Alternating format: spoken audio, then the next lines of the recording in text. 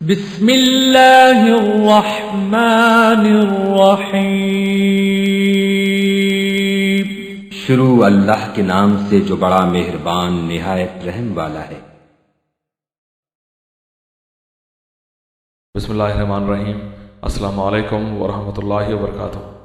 ناظرین حضرات، یہ درس آپ کی خدمت میں اسلامک دعویٰ اینڈ گائیڈنس سینٹر الغات سعودی عرب کی جانب سے پیش کیا جا رہا ہے۔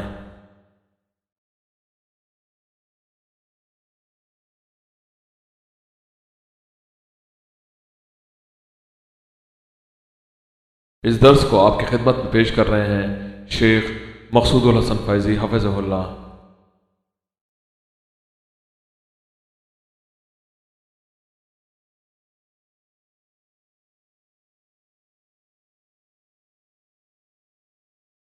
درس کا عنوان ہے جہنم کی آگ سے کیسے بچیں۔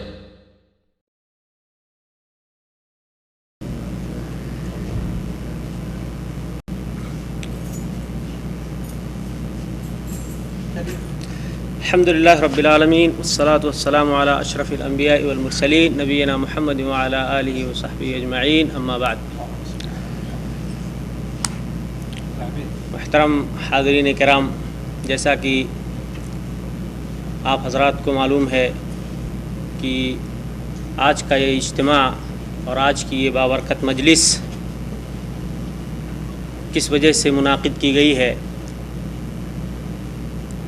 ابھی اچانک خبر ملی کہ بھائی محمود کے یہاں بچی کی ولادت ہوئی ہے۔ اللہ اس کو نیک اور صالحہ بنائے۔ پہلے سے اگر خبر ہوتی تو چند اشعار بھی کہہ لیتے، لیکن بہرحال جہاں تک وعظ و نصیحت کا مسئلہ ہے تو ہمارے شیخ محترم آپ کے سامنے موجود ہیں۔ البتہ چند تازہ اشعار میں آپ کو سنا دیتا ہوں۔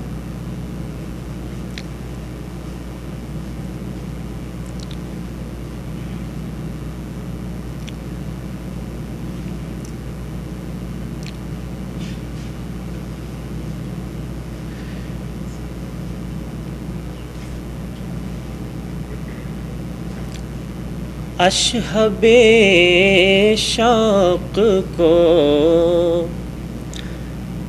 مہمیز لگانا ہوگا، اشہب شوق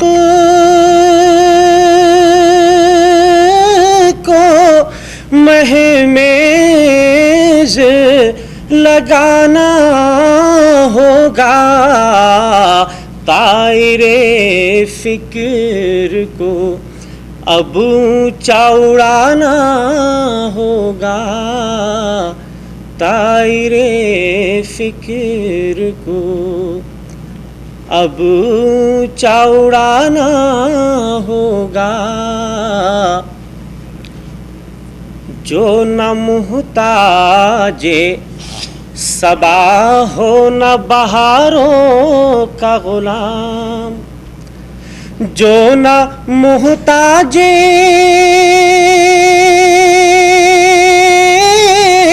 صبا ہو نہ بہاروں کا غلام، پھول گلشن میں کوئی ایسا کھلانا ہوگا، پھول گلشن میں کوئی ایسا کھلانا ہوگا، ہر کلی چیر دے سینے کو ہمارے آگے، ہر کلی چیر دے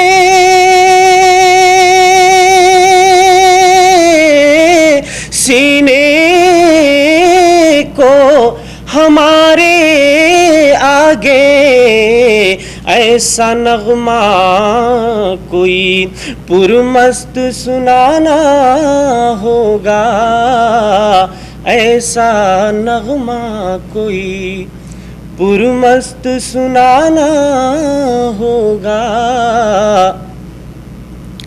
اور ایک حدیث کی طرف اشارہ ہے شیخ ما من شیء اثقل فی المیزان من حسن الخلق، گویا کہ اس کی سادہ الفاظ میں ترجمانی ہے کہ میزان عمل میں قیامت کے دن اچھے اخلاق سے زیادہ، یعنی حسن الخلق سے زیادہ کوئی چیز وزنی نہیں ہوگی۔ گر یہ خواہش ہے کہ میزان عمل ہو وزنی، گر یہ خواہش ہے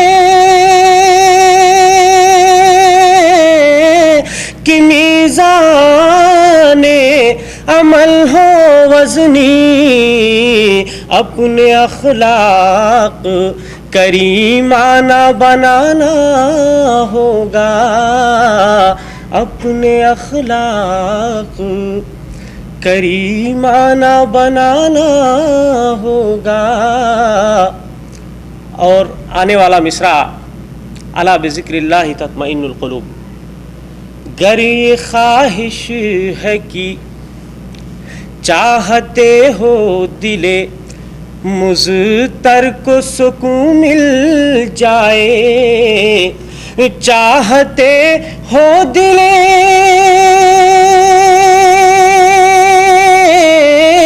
مضطر کو سکون مل جائے، ذکر مولا کو زبانوں پہ سجانا ہوگا، ذکر مولا کو زبانوں پہ سجانا ہوگا،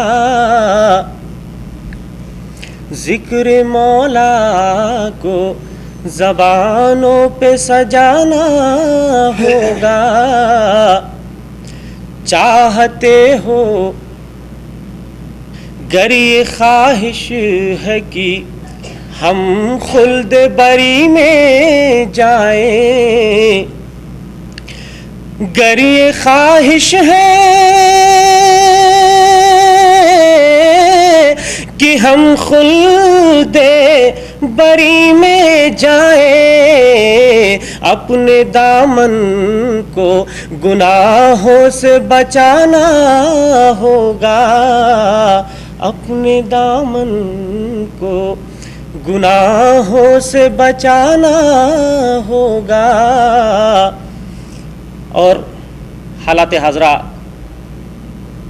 کی ترجمانی جو آج مسلمانوں کو ہر طرف سے یہ کہا جا رہا ہے کہ یہ ارہابی ہیں، دہشت گرد ہیں، اسی کی طرف اشارہ ہے۔ لوگ کہتے ہیں کہ ہم فتنہ گرو سرکش ہیں، لوگ کہتے ہیں کہ ہم فتنہ گرو سرکش ہیں، ایسے غداروں کو آئینہ دکھانا ہوگا، ایسے غداروں کو آئینہ دکھانا ہوگا۔ اور ہم سے بڑھ کر کوئی ہم درد نہیں ہو سکتا، ہم سے بڑھ کر کوئی ہم درد نہیں ہو سکتا، اس حقیقت کو زمانے کو بتانا ہوگا، طائر فکر کو اب چوڑانا ہوگا۔ جزاک اللہ۔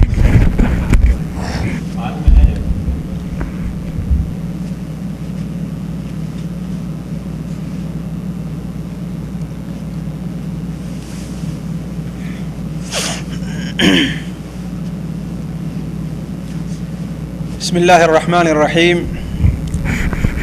الحمد للہ رب العالمین، الرحمن الرحیم، مالک یوم الدین، ونشهد ان لا الہ الا اللہ ونشهد ان سیدنا ومولانا محمدا عبده ورسوله ارسلہ الى الناس کافة بشیرا ونذیرا صلی اللہ علیہ وسلم۔ اما بعد فإن خیر الحدیث کتاب اللہ وخير الهدي هدي محمد صلى الله عليه وسلم وشر الأمور محدثاتها وكل محدثة بدعة وكل بدعة ضلالة وكل ضلالة في النار. أعوذ بالله السميع العليم من الشيطان الرجيم. بسم الله الرحمن الرحيم. يا أيها الذين آمنوا قوا أنفسكم وأهليكم نارا وقودها الناس والحجارة عليها ملائكة غلاظ شداد لا يعصون الله ما أمرهم ويفعلون ما يؤمرون. سبحانك لا علم لنا إلا ما علمتنا إنك أنت العليم الحكيم. رب اشرح لي صدري ويسر لي أمري واحلل عقدة من لساني يفقه قولي واحلل عقدة من لساني يفقه قولي. حاضرین مجلس، رات کا کافی حصہ گزر چکا ہے اور ہر شخص اپنے کام سے آیا ہے اور پھر صبح اسے کام پر جانا ہے، اس لیے اس مجلس کو زیادہ طول دینا قطعاً غیر مناسب ہے. صرف مختصر سے وقت میں چند فائدے اور اہمیت کی باتیں آپ لوگوں کے سامنے میں رکھنا چاہوں گا، اور کوشش یہ ہوگی کہ میں اپنا مافی ضمیر آپ لوگوں کے سامنے ادا کر سکوں، اور امید یہ ہوگی کہ آپ لوگ اس پر توجہ بھی دیں گے اور اس کے مطابق عمل کرنے کی کوشش بھی کریں گے. اللہ تبارک و تعالی ہمیں اور آپ کو ان تمام باتوں پر عمل کرنے کی توفیق عطا فرمائے. اللہ تبارک و تعالی سے دعا ہے کہ اللہ تعالی ہماری باتوں کے اندر وہ تاثیر دے جس سے آپ کے دل کچھ ان باتوں کی طرف مائل ہوں، اس لیے کہ اس وقت سب سے بڑی کمی جو امت مسلمہ کے اندر ہے وہ عمل کی ہے.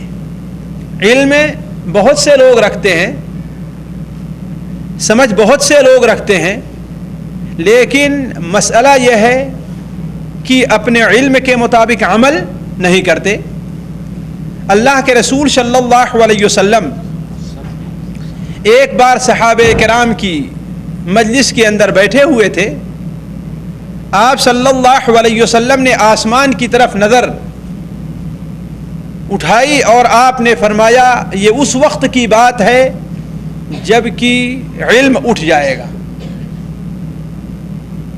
صحابہ نے عرض کیا، بلکہ اگر مجھ سے نام بھول نہیں رہا ہے تو ایک صحابی لبید نام کے تھے، وہ انصاری تھے. انہوں نے عرض کیا اے اللہ کے رسول صلی اللہ علیہ وسلم، علم اٹھ کیسے جائے گا؟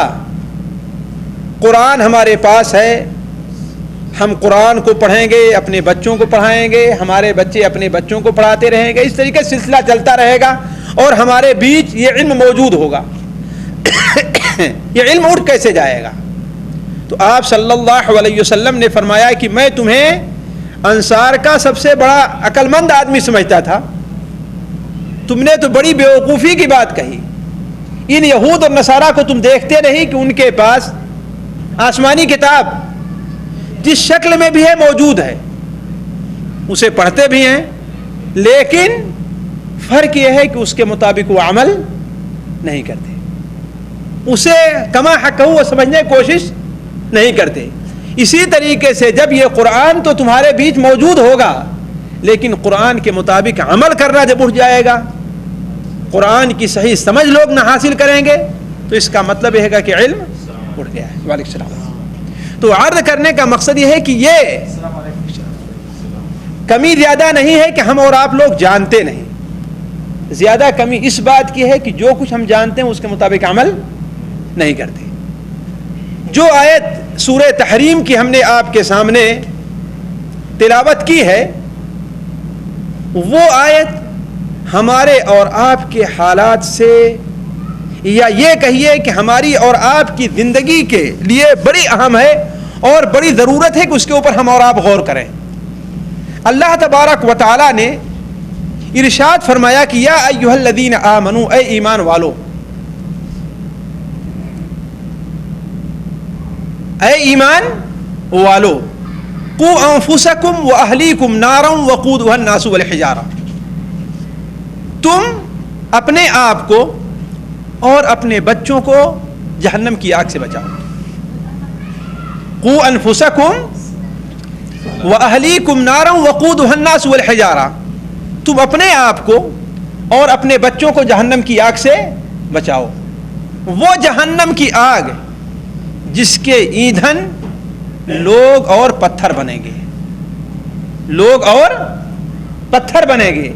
گویا اس آیت کے اس جملے کے اندر 4 چیزیں بیان کی گئیں. 2 حکم دیا گیا اور 2 خبر دی گئی ہمیں اور آپ کو. حکم کیا ہے کہ تم لوگ اپنے آپ کو جہنم کی آگ سے بچاؤ. دوسرا حکم یہ ہے کہ اپنے بچوں کو جہنم کی آگ سے، اپنی اولاد کو، اپنے ماتحت لوگوں کو جہنم کی آگ سے بچاؤ. وہ جہنم کی آگ جس کے ایندھن لوگ اور پتھر بننے والے ہیں. علیہا ملائکۃ غلاظ شداد لا یعصون اللہ ما امرہم ویفعلون ما یؤمرون. اس جہنم کے اوپر فرشتے ہیں. ان کی ذمہ داری، اس کی ذمہ داری انسانوں کو نہیں سونپی گئی ہے، اللہ نے فرشتوں کو سونپی. اور ان فرشتوں کو کی بھی اللہ تبارک و تعالی نے 4 صفت بیان کی ہے کہ ان فرشتوں کے اندر کتنی صفت پائی جا رہی؟ 4 صفت پائی جا رہی ہے. وہ کیا ہے؟ غلاظ، وہ بڑے سخت دل ہیں، ان کے دل کے اندر رحم نہیں ہے. شداد، بڑے طاقتور ہیں، انسان اور جن ان سے مقابلہ نہیں کر سکتے. لا یعصون اللہ ما امرہم، ان کی ایک صفت یہ بھی ہے کہ اللہ تبارک و تعالی جو انہیں حکم دیتا ہے اس کی نافرمانی نہیں کرتے. لا یعصون اللہ ما امرہم، انسانوں اور جناتوں کے طریقے سے نہیں کہ حکم کچھ ہے کر کچھ رہے ہیں، نہیں. لا یعصون اللہ ما امرہم، اللہ جو انہیں حکم دیتا ہے اس کی نافرمانی نہیں کرتے. اور یہ بھی ہے نافرمانی تو کرتے رہے، اس حکم کی تعمیل میں دیر بھی نہیں کرتے ہیں. وَيَفْعَلُونَ مَا يُؤْمَرُونَ، جس چیز کا حکم دیا ہے فوراً کر جاتے ہیں. یہ نہیں کہ چلو یہ حکم ہے، یہ کام کرنا ہے، کل کر لیں گے، پرسوں کر لیں گے، نرسوں کر لیں گے.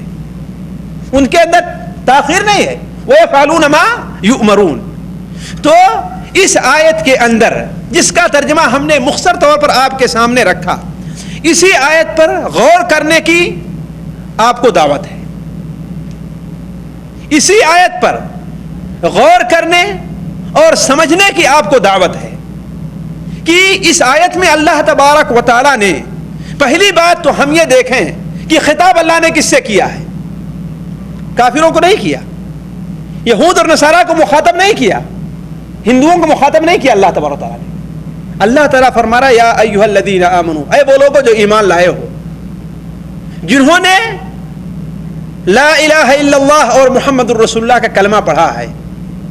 یہ متنبع اللہ تعالیٰ فرما رہا ہے کہ تم ہی سے خطاب ہے، کسی دوسرے سے نہیں. اے ایمان والو، اپنے آپ کو اور اپنی اولاد کو جہنم کی آگ سے بچا لو. اپنے آپ کو اور اپنی اولاد کو جہنم کی آگ سے بچا لو. اب سوچیں یہ کہ جہنم کی آگ سے اپنی آپ کو بچائے گا کیسے انسان، اور اپنی اولاد کو کیسے بچائے گا؟ یہ چیز مسئلہ ہے. اگر اس پر ہم نے غور کر لیا اور اس کے مطابق عمل کیا تو اس کا مطلب یہ ہے کہ یہ ندائے الہی جو ہے، یہ اللہ تبارک تعالیٰ کی پکار جو ہے، اس کے اوپر ہم لبیک کہہ رہے ہیں. اور اگر نہیں تو اس کا مطلب یہ ہے کہ پھر جہنم کی آگ سے بچاؤ کی کوئی صورت نہیں ہے. وہ جہنم کی آگ جس پر جو فرشتے ہیں ان کی صفات اللہ نے بیان کی، اور جہنم کی صفات کی طرف بھی اس کی آیت کے اندر اشارہ کیا. حضرت عبداللہ ابن عباس، علی بن ابی طالب اور متعدد صحابہ اور تابعین رضوان اللہ علیہم اجمعین نے اس آیت کی جو تفسیر کی ہے وہ یہ ہے کہ اے لوگو، اس کا خلاصہ یہ ہے کہ اللہ تبارک و تعالی کے جو فرمان ہیں، جو احکام ہیں، جو فرائض ہیں، جو واجبات ہیں ان کے مطابق عمل کرو. جن چیزوں سے اللہ تبارک و تعالی نے منع کیا ہے ان چیزوں سے رک جاؤ. یہ تم نے اگر کر لیا تو گویا تم نے اپنے آپ کو جہنم کی آگ سے بچا لیا ہے. جہنم کی آگ سے بچا لیا ہے. علی سبیل المثال تفصیل میں نہیں جانا چاہتا. سب سے پہلا واجب انسان کے اوپر کیا ہے؟ سوچنے کی بات ہے. سب سے پہلا واجب ہمارے اور آپ کے اوپر کیا ہے؟ ایک مومن کے اوپر جو اپنے کو مومن کہتا ہے، سب سے پہلا واجب اس کے اوپر کیا ہے کہ وہ اپنے آپ کو شرک اور کفر سے بچائے اور محفوظ رکھے. یہی سب سے پہلا واجب تو ہے. سب سے پہلا واجب انسان کے اوپر کیا ہے کہ اپنے آپ کو شرک اور کفر سے محفوظ رکھے، ورنہ اس کا ایمان کسی کام آنے والا ہے؟ مومن ہونے کے باوجود بھی اگر مشرک ہے تو اس کا یہ ایمان کسی کام آئے گا؟ کسی کام نہیں آئے گا. ضروری یہ ہے کہ انسان سب سے پہلے اپنے آپ کو کس سے محفوظ رکھے؟ شرک سے محفوظ رکھے. اس لیے کہ شرک وہ پہلی برائی ہے، پہلی برائی ہے جو انسان کو جہنم کے اندر ہمیشہ جہنم میں لے جانے رکھنے والی ہے. جس کے اندر شرک پایا گیا وہ جہنم کی آگ سے کبھی نجات نہیں پا. انہ من یشرک باللہ فقد حرم اللہ علیہ الجنہ، اللہ نے اس کے اوپر جنت کو حرام قرار دیا ہے. اس کا ٹھکانہ کہاں ہے؟ جہنم میں. اس لیے جس شخص کو اپنے آپ کو جہنم سے بچانا ہے، سب سے ضروری یہ ہے کہ وہ اپنے آپ کو شرک سے محفوظ رکھے. نبی صلی اللہ علیہ وسلم کی سیرت پر اگر آپ غور کریں، آپ صلی اللہ علیہ وسلم کی سیرت کو پڑھیں، آپ صلی اللہ علیہ وسلم نے سب سے پہلے جب بنو عبد مناف کو، بنو ہاشم کو، بنو المطلب کو، حتیٰ کہ اپنی بیٹی فاطمہ کو اکٹھا کیا، آپ صلی اللہ علیہ وسلم نے عام طور پر لوگوں کو پکارا اور خاص کر کے لوگوں کو پکارا، اے کعب بن لؤی کی اولاد اپنے آپ کو جہنم کی آگ سے بچاؤ، اے ہاشم کی اولاد اپنے آپ کو جہنم کی آگ سے بچاؤ، اے عبد المطلب کی اولاد اپنے آپ کو جہنم کی آگ سے بچاؤ. حتیٰ کہ آخر میں آپ نے کیا فرمایا؟ اے محمد صلی اللہ علیہ وسلم کی بیٹی فاطمہ اپنے آپ کو جہنم کی آگ سے بچاؤ، اس لیے کہ میں تمہارے کسی کام نہیں آ سکتا. یہ پہلی دعوت ہے نبی صلی اللہ علیہ وسلم کی. یہ پہلی دعوت ہے اللہ کے رسول صلی اللہ علیہ وسلم کی کہ لوگوں اپنے آپ کو جہنم کی آگ سے بچاؤ. میں آپ صلی اللہ علیہ وسلم دعوت کی تفصیل میں نہیں جانا چاہتا، ورنہ آپ ذرا دیکھیں کہ آپ مدینہ منورہ جب تشریف لے آئے ہیں تو آپ کا سب سے پہلا خطبہ جو مدینہ منورہ کے اندر ہوا ہے، البدایہ والنہایہ اور تفسیر ابن البدایہ والنہایہ میں اٹھا کر کے دیکھ لیجئے کہ اللہ کے رسول صلی اللہ علیہ وسلم جو سب سے پہلا خطبہ دیا مدینہ منورہ میں، تو اس کے اندر بھی لمبا خطبہ ہے. آخر میں آپ نے فرمایا اے لوگوں اپنے آپ کو جہنم کی آگ سے بچاؤ، اگرچہ کھجور کا 2 حصوں میں سے ایک حصہ ہی دے کر کے کیوں نہ ہو. آپ کا پہلا خطبہ تھا مدینہ منورہ کے اندر، اور آپ اسی پر خاموش نہیں ہوئے بلکہ لوگوں کو کثرت سے متنبہ کرتے رہے. حضرت عبادہ رضی اللہ عنہ کی ایک روایت ہے مسند احمد کے اندر کہ ایک بار آپ خطبہ دینے کھڑے ہوئے اور آپ نے بلند آواز سے کہا انذرتکم النار انذرتکم النار، اے لوگوں میں تمہیں جہنم کی آگ سے متنبہ کر رہا ہوں. تو عرض کرنے کا مطلب بات اسی طرف نہ جائے، آپ صلی اللہ علیہ وسلم نے سب سے پہلے جس چیز سے اپنے آپ کو بچانے کے لیے ہمیں آپ کو کہا وہ کیا چیز ہے؟ شرک ہے. تو سب سے پہلی چیز جس واجب کے اوپر عمل کرنا ہے اللہ تبارک و تعالیٰ کی پہچان، توحید کے اوپر عمل، اور جس گناہ سے اپنے آپ کو بچانا ہے وہ شرک ہے اور کفر ہے. شرک اگر ہم اپنے آپ کو جہنم کی آگ سے بچانا چاہتے ہیں بات معمولی سی ہے، بات چھوٹی سی ہے، لیکن غور کرنے کی ہے، سوچنے کی ہے کہ ہم نے اس کے اوپر غور کیا اور سوچا کہ شرک کیا ہے اور کفر کیا ہے.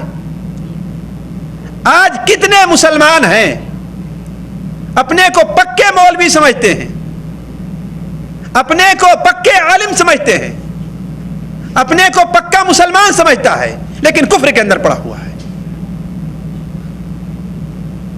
کفر کے اندر ملوث ہے. وہ کس طریقے سے؟ مسلمانوں کے خلاف کافروں سے ساز باز کیے ہوئے. یہ ایک ولا اور برا کا معاملہ ہے، ولا اور برا کا معاملہ.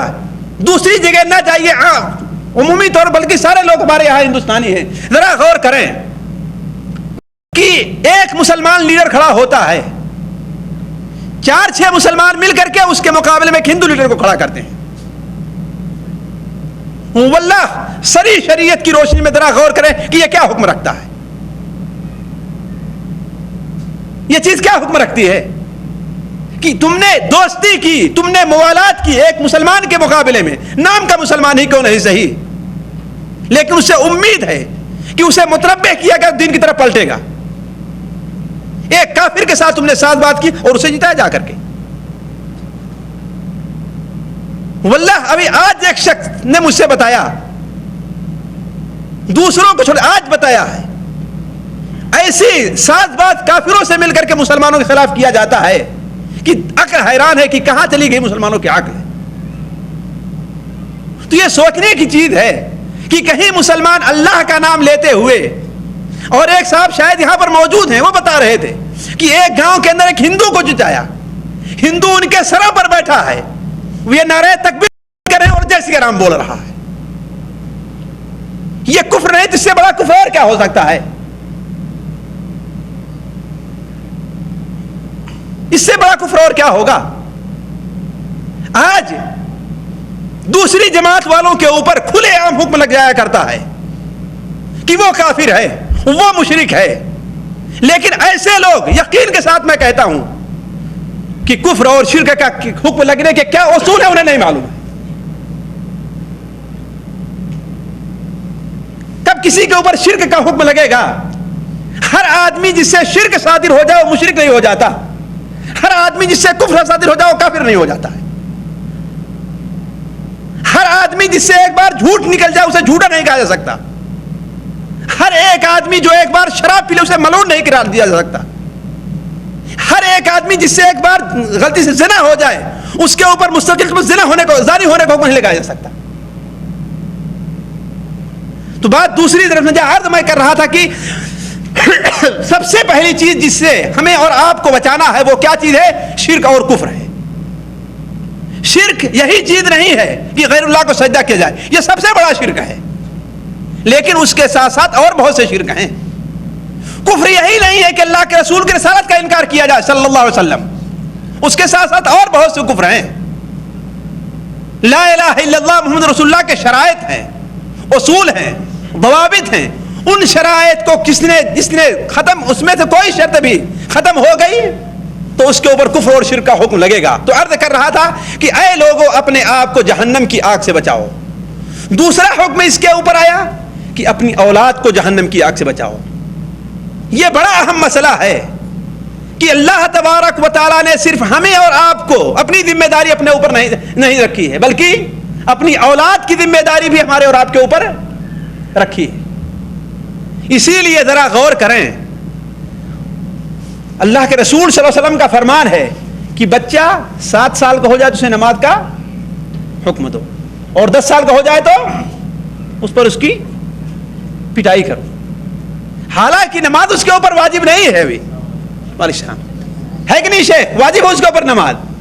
واجب نہیں ہے. نماز کب واجب ہوگی؟ جب بالغ ہوگا تو. لیکن مارنے کے لیے کہا گیا، کیوں؟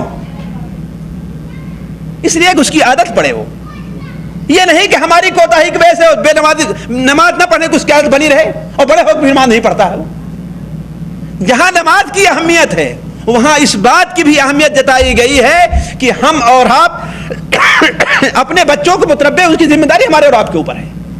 اسی لیے بخاری شریف کے اندر ہے، اللہ کے رسول صلی اللہ علیہ وسلم کا فرمان ہے، راوی حضرت معقل ابن یسار ہے کہ آپ صلی اللہ علیہ وسلم نے ارشاد فرمایا کہ جو شخص اس حال میں مرتا ہے کہ اس کی ذمہ داری میں جو لوگ دیے گئے ہیں، استاد ہے تو شاگرد ہی کیوں نہ ہو، باپ ہے تو بیٹا ہی کیوں نہ ہو، ماں ہے تو بچیاں ہی کیوں نہ ہو، حاکم ہے تو اس کی پرجا ہی کیوں نہ ہو، جو بھی اس کی ذمہ داری میں دیے گئے ہیں، اگر وہ انتقال کرتا ہے اس حال میں کہ اپنی ذمہ داری میں دی ہوئی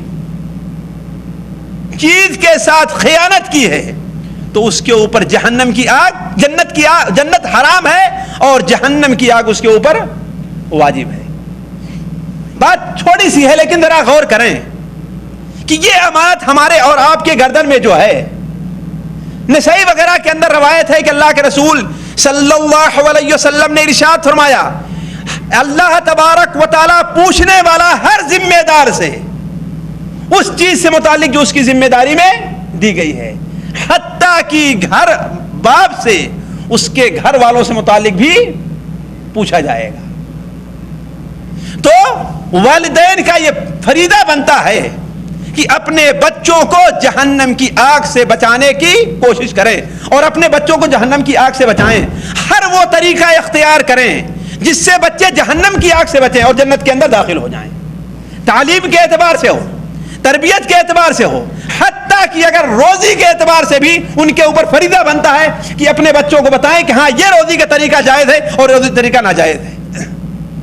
اگر یہ چیز بتائے بغیر ہم اور آپ مر گئے تو اللہ کے رسول صلی اللہ علیہ وسلم نے کیا وعید بتائی ہے وہ چیز بھی اپنے سامنے ہم رکھ لیں۔ کیا ہے وہ وعید؟ کہ جنت اس کے اوپر حرام ہے۔ اب ذرا غور کریں، تھوڑی دیر میں اور تفصیل سے آپ کے سامنے یہ بات رکھتا ہوں، اس لیے کہ شاید بات سمجھ میں نہ آئے۔ ہر آدمی کہتا ہو کہ ہم اپنے بچے کے ساتھ بڑے بھلائی کے ساتھ پیش آتے ہیں، وہ ساری ذمہ داری نبھاتے ہیں۔ وہ باپ جو خود فجر کی نماز کے لیے نہیں اٹھتا، اس نے اللہ تعالیٰ کی کس ذمہ داری کو نبھایا ہے؟ اس کے اوپر واجب ہے کہ خود اٹھے اور اپنے بچے کو بھی اٹھائے نماز پڑھانے کے لیے۔ وہ باپ جو 2 ریال کی دینی کیسٹ خریدنا تو اس کے اوپر مشکل ہو جاتا ہے، 10 ریال کی 15 ریال کی دینی کتاب خریدنا تو اس کے لیے مشکل ہو جاتا ہے، لیکن ہزاروں روپے ہزاروں ریال لگا کر کے اپنے گھر کے اندر گندی فلمیں اور اس کی کیسٹیں لے کر کے آتا ہے، اس نے اپنے بچے کے ساتھ کون سی ذمہ داری نبھائی ہے؟ اللہ کیا کون سا منہ لے کر کے جانے والا ہے؟ وہ باپ جو اپنے بچوں کے لیے ناپاک روزی کما کر کے لے آ رہا ہے، چاہے جھوٹ بول کر کے ہو، چاہے سود کی روزی ہو، چاہے چوری کا مال ہو، جس طریقے سے بھی لے آ رہا ہے اور اپنے بچے کو کھلا رہا ہے، اس نے کس ذمہ داری کو نبھایا ہے؟ اسی چیزوں کے اوپر آپ تمام باتوں کو قیاس کر لیں کہ ہم کتنے کوتاہ ہیں اپنے بچوں کو جہنم کی آگ سے بچانے کے سلسلے میں، جبکہ اللہ کے رسول صلی اللہ علیہ وسلم کی سیرت، جن کا نام آنے پر انگوٹھا چومتے ہیں محبت سے، ذرا سوچا ہے آپ؟ حضرت حسن رضی اللہ تعالی عنہ آپ صلی اللہ علیہ وسلم صدقے کا مال تقسیم کر رہے تھے، حضرت حسن نے ایک کھجور اٹھا کر کے اپنے منہ کے اندر ڈال دیا تھا۔ ذرا سوچیں کتنا حرام مال کھلا رہے ہیں اپنے بچوں کو، اور چوری کرنے کی دعوت بھی دیتے ہیں، طریقہ بتلاتے ہیں اپنے بچوں کو۔ ایک کھجور منہ میں ڈال لیا ہے، نہ بالغ بچہ ہے، چھوٹا سا ہے، نہ سمجھ ہے، ابھی 3-4 سال کی اس کی عمر ہے، بلکہ 4 سال کی بھی نہیں پہنچی ہوگی۔ آپ نے کیا فرمایا؟ اے بچے، چھی چھی چھی، یہ کیا تم نے کر لیا؟ اور اپنی انگلی کو اس کے منہ میں ڈالا اور اس کھجور کو نکال کر پھینک دیا اور کہا، اے بچے، تجھے نہیں معلوم ہے کہ ہمارے اوپر صدقہ حرام ہے؟ یہ حدیث ہم نے سنی نہیں ہے، کبھی بار بار سنی ہے، لیکن توجہ دیا اس پر کہ بچوں کے ساتھ ان کی تربیت کے سلسلے میں کیا معاملہ کرنا چاہیے۔ آج ہمارا بچہ ہمارے ساتھ دسترخوان پر بیٹھتا ہے، نہ اسے کھانے کا ادب معلوم ہے، اس لیے کہ باپ خود ہی بے ادب ہے تو کھانے کا ادب کہاں سکھائے گا؟ باپ خود ہی بائیں ہاتھ سے پانی پیتا ہے، باپ خود ہی بائیں ہاتھ سے کھاتا ہے، تو بچے کو سکھائے گا کیسے؟ نبی صلی اللہ علیہ وسلم کے سامنے حضرت عمر ابن ابی سلمہ بیٹھے ہوئے ہیں، آپ صلی اللہ علیہ وسلم انہوں نے دیکھا کہ ہمارا ہاتھ دسترخوان میں یہاں جا رہا ہے, وہاں جا رہا ہے, پلیٹ میں یہاں. آپ نے کیا فرمایا؟ اے بچے, دیکھیں متنبہ کرنا, اپنے بچے کو تعلیم دینا. آپ نے کیا فرمایا؟ اے بچے, اپنے سامنے سے کھاؤ اور اللہ کا نام لے کر کے کھاؤ. ان چھوٹی چھوٹی باتوں پر اپنے بچوں کو متنبہ کیا. تو عرض کرنے کا مقصد ہے کہ بچوں کی ذمہ داری انہیں جہنم کی آگ سے بچانا. یعنی کیا مطلب؟ انہیں فرائض کی تعلیم دی جائے اور انہیں محرمات سے انہیں بتایا جائے کہ یہ چیزیں حرام ہیں, ان چیزوں سے پرہیز کرنا چاہیے. تو یا ایھا الذین آمنوا قوا انفسکم واہلیکم نارا وقودھا الناس والحجارہ, وہ آگ جس کے ایندھن کون بنیں گے؟ لوگ اور پتھر بنیں گے. انہی پتھروں میں سے حضرت عبداللہ بن مسعود رضی اللہ عنہ فرماتے ہیں کبریت ہے جو جلنے میں بڑا تیز ہے. اس پتھر کی بات ہو رہی ہے جو جلنے میں بڑا تیز ہے, تیزی سے جلتا ہے, اور جب جلتا ہے تو اس میں ایک عجیب قسم کی بدبو پیدا ہوتی ہے. یعنی جہنمیوں کو جس جہنم کے اندر ڈالا جائے گا اس میں وہ پتھر ہوں گے کہ جس میں صرف آگ نہیں بلکہ آگ کے اندر بدبو ہی پائی جائے گی. اور ہم نے اور آپ نے بار بار سنا ہی ہے کہ وہ آگ کتنی ہے, اس دنیا کے آگ کے مقابلے میں کتنے گنا تیز ہے, کتنی گنا تیز ہے اس دنیا کے آگ کے مقابلے میں. مولوی صاحب لوگوں کو تو معلوم ہوگا نا کتنی گنا تیز ہے, 70 گنا تیز ہے. اور بعض آثار میں آتا ہے کہ اس جہنم کی آگ کو دنیا میں بھیجنے کے لیے اللہ تعالیٰ 2 بار سمندر کے اندر ڈال کر کے اسے بھیگا, اس کو ہلکی کیا, اس کی تپش کو, اس کے بعد دنیا میں بھیجا ہے. اور آپ نے ایک حدیث ایک بار خطبہ دے رہے تھے آپ, علامہ البانی رحمہ اللہ حدیث کو صحیح ترغیب و ترہیب میں نقل کرتے ہیں کہ اس مسجد کے اندر اگر 1000 سے زائد بھی آدمی ہوں اور ایک جہنمی اس مسجد کے اندر آ جائے, اس کی سانس جتنے لوگوں تک پہنچے گی سارے لوگوں کو جلا کر کے رکھ دے گی. وہ قوا انفسکم واہلیکم نارا وقودھا الناس والحجارہ علیہا ملائکۃ غلاظ شداد. ذرا وہ فرشتے جو اس آگ کے اوپر ہیں ان سے متعلق بھی ذرا 2 باتیں سن لیجیے. اللہ نے کیا فرمایا ہے کہ ان پر کون سے فرشتے ہیں؟ ملائکۃ غلاظ. پہلی صفت کیا ہے ان کی؟ بڑے ہی سخت دل ہیں, بڑے سخت دل ہیں. دنیا میں کتنا سخت دل انسان کو لوگوں نے دیکھا ہوگا لیکن اس سے مقابلہ نہیں ہو سکتا. حضرت عبداللہ ابن عمر رضی اللہ عنہ بیان فرماتے ہیں, صحیح سند سے مروی ہے کہ جہنمی جہنم میں چیختے رہیں گے, 40 سال گزر جائے گا, اور کیا کہیں گے؟ یا مالک لیقضی علینا ربک. اے مالک, مالک کس کا نام ہے؟ جہنم کے اوپر جو فرشتہ ہے نگراں, جہنم کا داروغہ کہہ لیجئے, اس کا نام کیا ہے؟ مالک ہے. یا مالک لیقضی علینا ربک, ذرا اللہ تعالیٰ سے کہہ دو کہ میرے اوپر موت آ جائے ہم لوگوں کے اوپر, اب یہ آگ برداشت نہیں ہے. چیختے رہیں گے, 1 دن 2 دن 1 سال 2 سال 3 سال 40 سال گزر جائے گا لیکن کوئی جواب نہیں دے گا. 40 سال کے بعد اس کا کیا جواب ہوگا؟ بڑی بے توجہی کے ساتھ جواب دے گا, انکم ماکثون, جاؤ تم اسی میں رہو گے, اس سے نکل نہیں پاؤ گے. اتنا سخت دل آپ نے دیکھا ہے کسی انسان کو کہ 40 سال تک اسے پکارا جا رہا ہے, آگ میں لوگ چل رہے ہیں لیکن کوئی جواب دینے کے لیے تیار نہیں. پھر کیا جواب دیتا ہے کہ انکم ماکثون, تم اسی میں ٹھہرے رہو. اسی کے ساتھ ساتھ ان فرشتوں کی صفت کیا ہے؟ شداد, بڑے طاقتور ہیں, بڑے طاقتور ہیں. ان سے مقابلہ کوئی انسان نہیں کر سکتا. فرشتوں سے طاقت کا مقابلہ کوئی انسان نہیں کر سکتا ہے. ایک مثال لیں جو ابو داؤد شریف وغیرہ میں رہتے, براء ابن عازب کی روایت ہے قبر کے عذاب سے متعلق. اللہ کے رسول صلی اللہ علیہ وسلم کا کیا فرمان ہے کہ 2 فرشتے جو آئیں گے ان کے ہاتھ میں کیا ہوگا؟ گرز ہوگا نا لوہے کا. ذرا دیکھیں ان کی طاقت کا اندازہ لگائیں کہ اگر اس سے پہاڑ کو بھی مار دیں تو پہاڑ بھی چور چور ہو جائے گا. ان کی طاقت کا اندازہ لگائیں.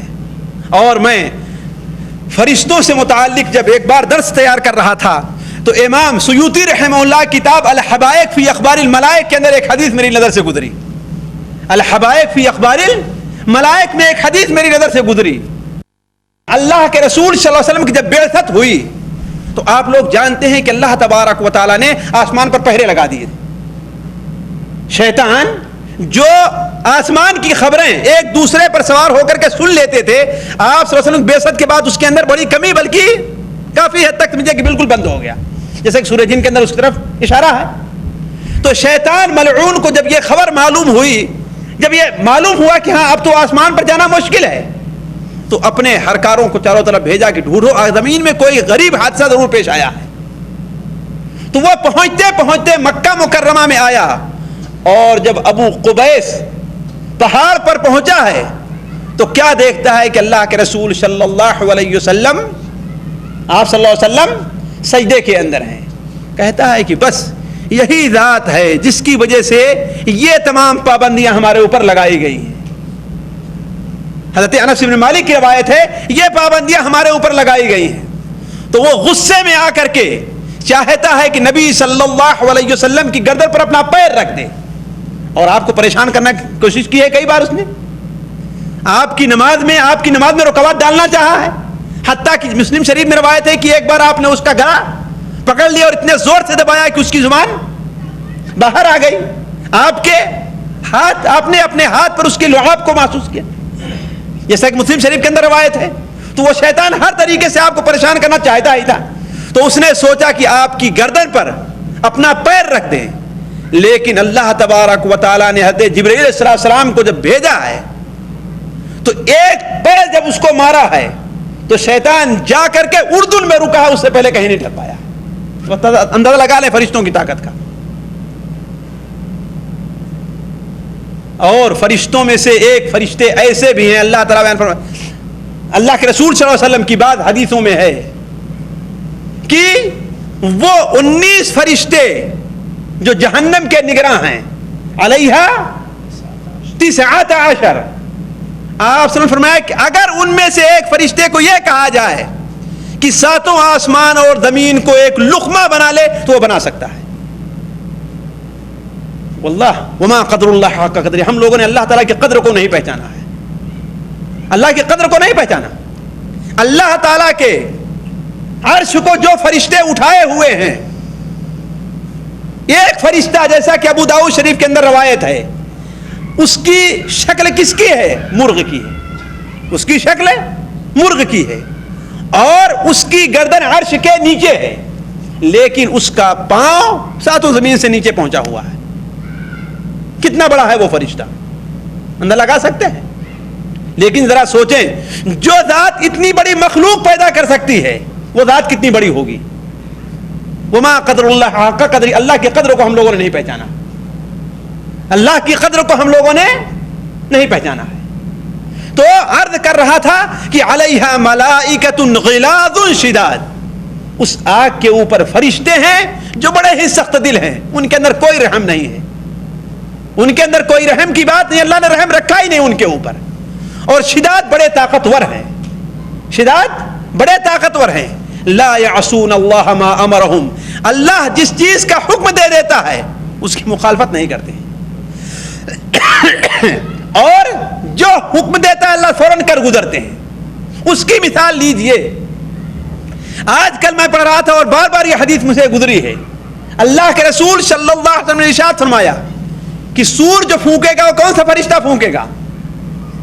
جی اسرافیل۔ ہاں، کسی صحیح حدیث کے اندر علماء کرام کے سامنے یہ بات واضح ہے کہ کسی صحیح حدیث میں اس فرشتے کا نام اسرافیل نہیں بتایا گیا ہے، کسی صحیح حدیث میں اسرافیل ان فرشتے کا نام نہیں بتایا گیا ہے۔ البتہ بعض آثار کی بنیاد پر اور بعض ضعیف حدیث کی بنیاد پر علماء کا خیال یہ ہے کہ وہ اسرافیل ہیں، حتیٰ کہ امام قرطبی رحمہ اللہ وغیرہ نے اس سلسلے میں اس پر اجماع نقل کیا ہے، اس پر اجماع نقل کیا ہے۔ تو اللہ تبارک و تعالی نے جس دن سے سور کو، دیکھیں فرشتے اللہ کے حکم کو کیسے بجا لاتے ہیں، دیر نہیں کرتے، جس دن سے اللہ نے سور پھونکنے کی ذمہ داری ان کے پاس ذمہ رکھی ہے، کس کے؟ حضرت اسرافیل کے ذمہ رکھی ہے، وہ اپنی گردن کو جھکائے ہوئے ہیں اور اپنی نظر کو عرش کے اوپر لگائے ہوئے ہیں۔ ایک دن لاکھوں سال گزر گئے ہیں، ذرا سوچیں، اسی وقت سے اپنی نظر کو لگائے ہوئے ہیں، اپنی نظر کو جھپکاتے اس لیے نہیں ہیں کہ کہیں نظر میری جھپکے گی اور اللہ تعالیٰ کا حکم ہو جائے گا سور پھونکنے کے لیے، تو آپ اللہ تعالیٰ کے حکم کی تعمیل میں دیری ہوگی۔ اللہ کے حکم کے تعمیل میں دیری ہوگی. حتیٰ کہ اللہ کے رسول صلی اللہ علیہ وسلم نے ارشاد فرمایا گویا کہ ان کی آنکھ جو ہے تو چمکتے ہوئے تارے ہیں. یعنی آپ کو دکھایا گیا, آپ نے دیکھا ان کی آنکھوں کو, ان کی آنکھ گویا کہ چمکتے ہوئے دو تارے ہیں. یعنی بالکل ان کی آنکھ لگی ہوئی ہے عرش کے اوپر, کب اللہ تعالیٰ کا حکم ہو اور ہم سور پھونک دیں. تو فرشتوں کی ایک صفت یہ بھی ہے کہ لا یعصون اللہ ما امرہم ویفعلون ما یؤمرون. بات لوٹی پھر اس طرف کہ اے دوستو اور ساتھیو, ہم سے آپ سے دو باتوں کا مطالبہ ہے. وہ کیا کہ اپنے آپ کو اور اپنی اولاد کو جہنم کی آگ سے بچائیں. وہ کس طریقے سے؟ اللہ تعالیٰ کے فرائض پر عمل کریں, بچوں کو وہ فرائض سکھائیں, واجبات کے اوپر عمل کریں, بچوں کو واجبات بتائیں, محرمات اور ناجائز چیزوں سے رکیں اور بچوں کو وہ چیز بتائیں.